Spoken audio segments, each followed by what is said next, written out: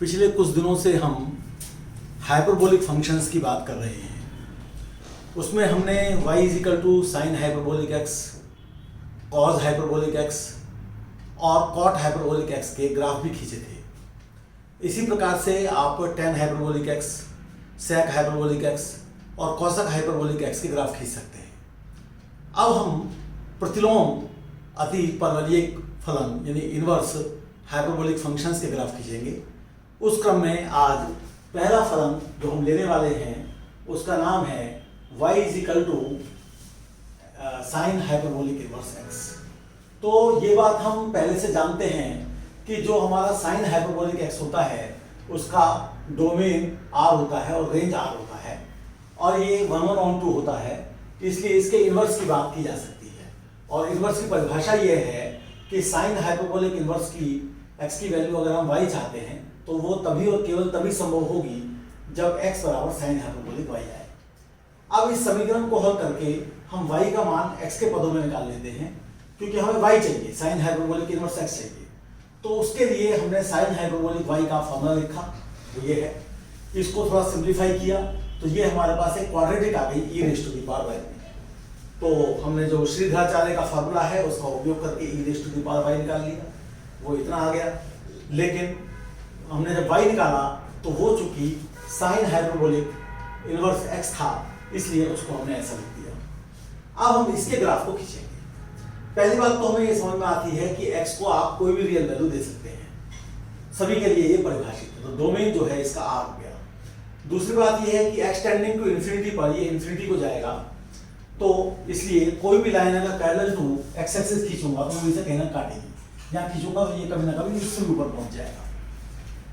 एक बात ये देख सकते हैं कि ये एक विषम फलन है, ऑड फंक्शन है, क्योंकि अगर आप इसको fx कहें या gx कहें और gx को आप लिखें log x plus under root x square plus 1, तो आप देख सकते हैं कि g minus x equal to log under root x square plus 1 minus x हो जाएगा।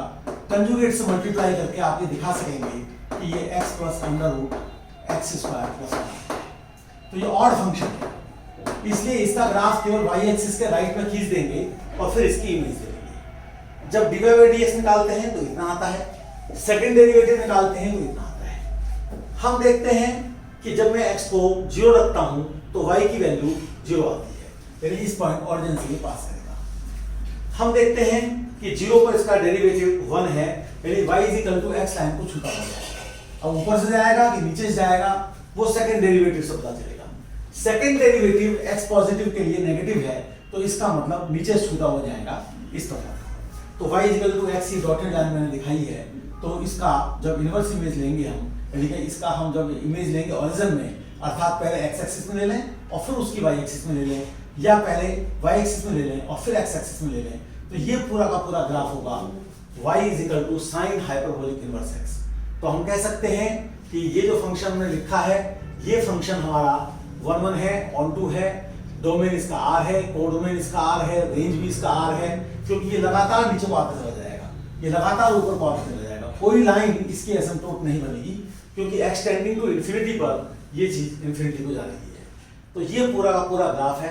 अगली बार जब हम लोग मिलेंगे तो हम y is equal to cos hyperbolic inverse x का ग्राफ खींचेंगे और उसके बाद कॉट हाइपरबोलिक इनवर्स x का ग्राफ खींचेंगे। इसके बाद हम ऐसे फंक्शंस की तरफ चलेंगे, उनके ग्राफ की तरफ चलेंगे जो पुराने एलिमेंट्री फंक्शंस के एडिशन, सब्ट्रैक्शन, मल्टीप्लिकेशन, डिवीजन या किसी और प्रकार की बात से निर्माण होते हैं। उसके बाद फिर हम फंक्शंस की कुछ और बातें करेंगे और फिर कैलकुलस पर आएंगे, लिमिटिंग प्रोसेस पर आएंगे। तो आज इतना ही रखते हैं। बहुत बहुत धन्यवाद।